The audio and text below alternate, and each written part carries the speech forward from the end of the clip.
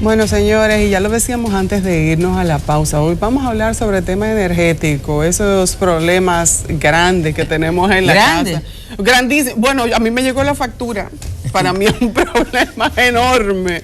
Y yo sé que para ustedes también, que están buscando la manera de cómo bajar ese consumo para lograr tener una factura que realmente sea estable. Yo antes de que empiecen la llamada, quería preguntarle al ingeniero Morrison, aunque yo sé que él está aquí en otro rol, ¿cuál es el rumbo del pacto eléctrico después de haber visto lo que pasó en la última reunión, en que como que los que estaban ahí salieron como desencantados? Vi una declaración del señor Paz del CONED diciendo, bueno, pero si no lo dan los datos, después salen lo del PRM, también la gente de la Universidad Autónoma de Santo Domingo.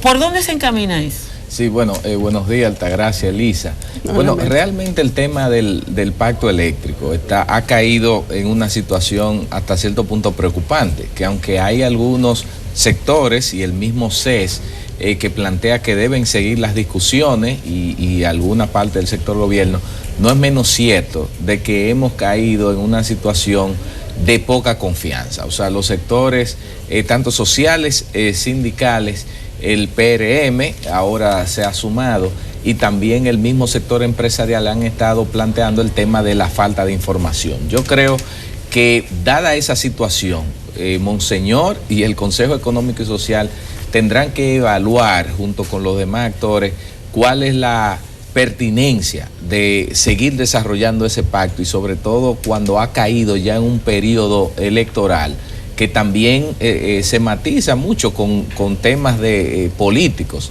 Entonces, la intención es que siga. Yo no me podría adelantar a decir cuál será el resultado, pero todavía se mantienen las discusiones en los próximos meses y yo de manera muy particular no avisoro, no veo una gran posibilidad de éxito en el marco de la coyuntura que nos encontramos, porque íbamos bien con ciertos escollos y avances. El pacto era como le decían a uno en los exámenes, llena lo que te sepa y deja lo que no te sepa para último. Exactamente, mira, es así, Altagracia, se avanzó así. Es que es más fácil. Y entonces con la cosa, pero entonces sucedieron una serie de eventos y cosas que han como explotado, implosionado. Tuvo incidencia la famosa planta aquella que se intentó gestionar a través de la CDE y que no llegó a feliz término para la propia CDE, pero tuvo incidencia en que las cosas llegaran a donde están, el que se haya destapado ese acuerdo, esa planta. Bueno, realmente ese fue el argumento que presentó el sector social en la voz de Fernando Peña como uno de sus coordinadores y el sector sindical. Y el 12 de enero, cuando nos reunimos por primera vez en este año, ese fue el ancla sobre el cual se basaron para pedir el tema de que no se conociera el pacto en este periodo electoral, y luego ahí se sumaron otros elementos del sector privado donde pedían, y el mismo sector social, que se completara toda la información que se había solicitado. Obviamente ha tenido algo que ver eso. Déjame hacerte ahora la pregunta de la ciudadana que paga el servicio de energía. ¿Por qué el usuario en la República Dominicana no puede determinar a través del medidor que tiene en su casa el ritmo de su consumo? Te lo digo porque me decía alguien que iba a usar un artefacto que yo sabía que tenía mucho consumo. Yo le dije, ¿y tú usas eso? Y es un instrumento de cocina que tiene una resistencia grande, que cuando eso se prende, yo sé que por lógica va a tener un alto consumo.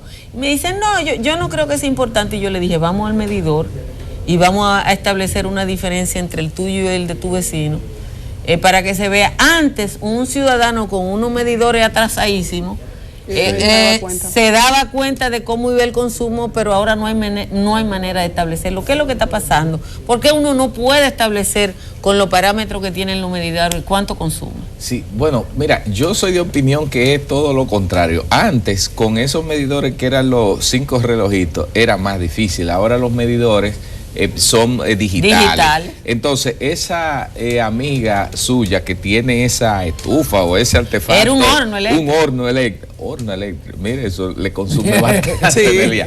Ese horno eléctrico, ella puede de una u otra forma establecer, si toma la medición digital en un momento, lo utiliza. Ahora también depende cuánto tiempo utilice el horno, porque si lo va a utilizar 5 minutos, 10 minutos, quizás no es algo significativo. No hay rostizado que se lleve menos de 40. Exactamente. Bueno, pues entonces, ahí yo le pido la próxima vez que esa persona vaya a utilizar ese horno, que vaya a su medidor, anote el numerito, y después que pase una hora utilizándolo, yo le aseguro que ahí ella va a ver la cantidad de kilovatios hora que pudo generarle el consumo de ese horno. Lo que pasa es que antes tú podías, con las ruedas que tenía el medidor, saber el ritmo.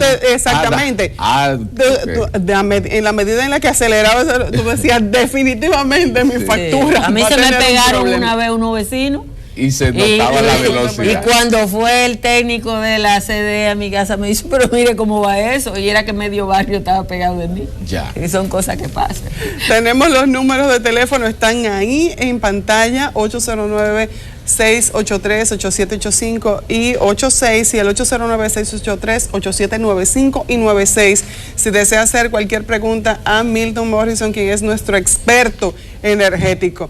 Vamos con otro tema que también ayuda. Nos estuviste comentando en una ocasión cómo bajar la factura y nos decías que desconectando los aparatos que por lo regular consumen mucho en un momento determinado podíamos hacerlo, pero ¿qué tanto te genera en consumo?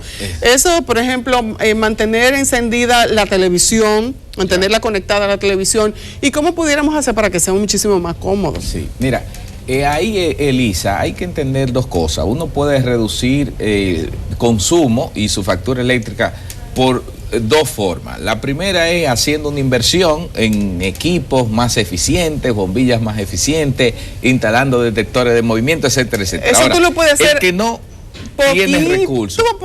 Normalmente el que no tiene recursos para eso, por eso viene la segunda opción. Tiene que entonces hacer un ajuste en la forma en que utiliza sus electrodomésticos. Y ahí tiene que aplicar lo que yo digo, el principio de Pareto, la ley del 80-20. Miren qué es lo que sucede, que normalmente las personas se enfocan en reducir el consumo del 80% de los equipos y electrodomésticos que tienen un 20% de la incidencia del consumo, en vez de enfocarse en el 20% de los equipos electrodomésticos que tienen el 80% de tu consumo. ¿En qué es lo que hay que fijarse? Entonces, ¿en qué hay que fijarse? Mire, esa es la buena pregunta. En la casa, en una casa normal, digamos, si es una casa y usted tiene bomba de agua, si usted tiene aire acondicionado, supongamos, digamos clase media, si tiene la nevera, la lavadora, la plancha, ya yo le mencioné los 5 electrodomésticos donde del 80%. Donde usted tiene, es el 20% que te genera el 80% del consumo. Después de enfocarse, dije que un bombillito, que el celular, que el DVD, que el radio, eso no es lo que genera. Tiene que explicarnos cómo manejar esos 5 electrodomésticos, pero tenemos una llamada en la línea primero. Buenos días, ¿quién nos habla? Muy buenos días. A ver.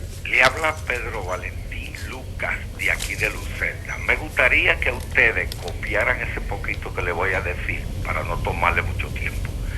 Mira, yo trabajé en Hunter College, y un francés me dijo a mí, nunca en tu país existirá la facilidad del agua, ni de la luz, ni de la basura, porque es un negocio que viven, ese es un experto francés, ese es un negocio que viven defendiéndolo porque se benefician de ese negocio. Él me dijo a mí que si se hacían 4 incineradoras, molestaría menos el humo que esos carbones y que el petróleo, pero no lo van a hacer nunca porque el beneficio de cada cual que entra ahí es demasiado grande. Bueno, gracias por la llamada. Sí. Él ha hecho no es una pregunta, es un parlamento. Claro. No sé si tenemos otra llamada. Ahí está, buen día. Aló. Adelante. Buenas. Oiga, yo quiero hacerle una pregunta al ingeniero. Claro. Buen día. Sí, adelante. Yo quiero hacerle una pregunta al ingeniero. Diga. Por favor. Aquí en Sabana Perdida comenzaron el proyecto el proyecto de cambiar los postes y ponerlos de aluminio y poner el alambrado, cambiar todo. Pero entonces sucede lo siguiente, que es que ellos no, aquí, principalmente aquí en Sabana Perdida, no terminan el proyecto. Nos dejan a una parte conectado con los medidores y otra parte lo dejan con el plan que había viejo. Nos quitan el triple viejo y entonces la mayoría de empleados, de consumidores, están consumiendo su energía gratis, mientras nosotros estamos pegados en el cable nuevo, en la energía nueva como medidor, entonces nosotros estamos pagando la luz que ellos están cogiendo. Ellos no terminan los proyectos, ¿ok? Bueno, muchísimas gracias por su intervención. Realmente mucha gente tiene la percepción de que está pagándole a otros. ¿Cuántos medidores faltan en el sistema? Mire, según las estimaciones dadas por las mismas autoridades, aquí hay un déficit de cerca de 800,000 medidores. Ya. Estamos hablando. O sea, hay 800,000 familias que no tienen un registro de su consumo. Ese más o menos. La distribuidora no han estado en capacidad de suministrarle los medidores. Bueno, ese ha sido uno de los problemas fundamentales y lo que no se cobra, lo que no se mide, no se puede cobrar. En el sentido de que cómo tú puedes decirle a un cliente que consumió tanto si usted no se lo está midiendo. Entonces ese es uno de los graves problemas. Ese es del grupo que paga 300 pesos, pero tiene un consumo más que algunos no pagan nada. Tenemos que despedir la intervención, pero me gustaría que rápidamente, en un minuto, claro, lo de los 5 electrodomésticos. Lo del 80-20, enfocarse en el 20% de los electrodomésticos que te generan el 80% del consumo. Mire, rápidamente, un aire acondicionado, con el simple hecho de que usted se asegure que el lugar donde está instalado esté bien insulado, las ventanas cerradas, de que usted lo ponga en una temperatura adecuada de 23 a 24 grados. Mire, el hecho de que usted ponga un aire en 18 grados, 19, y no en 23 o 24, ya eso le genera un gran consumo de electricidad. Una nevera, si puede hacer un cambio de su nevera, y aunque no sea inverter, pero compre una de esas que tiene el agua, el dispensador de agua afuera. Como la nevera, una de las razones más comunes es ir a abrirla para tomar agua. Trate de tenerlo ahí porque cada vez que usted abre la nevera, se le va el tema del frío y pone a trabajar mucho más el compresor. Fíjese si su cisterna y su bomba de agua está funcionando de manera adecuada, porque a veces hay una grieta, hay una fuga, y ese sonido que usted escucha todo el tiempo, que la bomba está encendida y usted dice, pero aquí nadie está utilizando agua.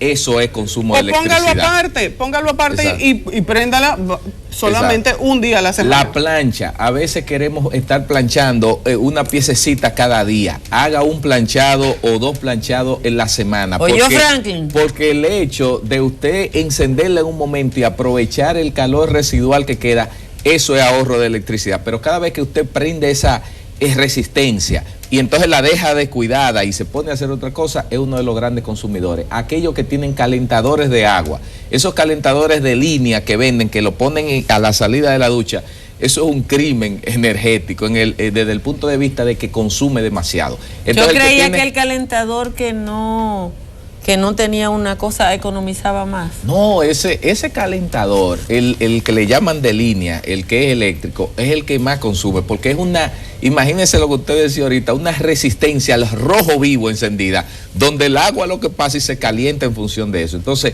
los que más convienen quizás son los de gas. El mío es de gas, porque esos eléctricos, eso es una barbaridad. Usted enciende eso 10 minutos bañándose y eso es como si hubiese encendido un televisor 5 horas o 6 horas, una cosa así. Bueno, señores, vamos a aprovechar, vamos a hacer pequeñas inversiones, vamos a irnos programando mentalmente a hacer pequeñas inversiones. Los cambios. Claro.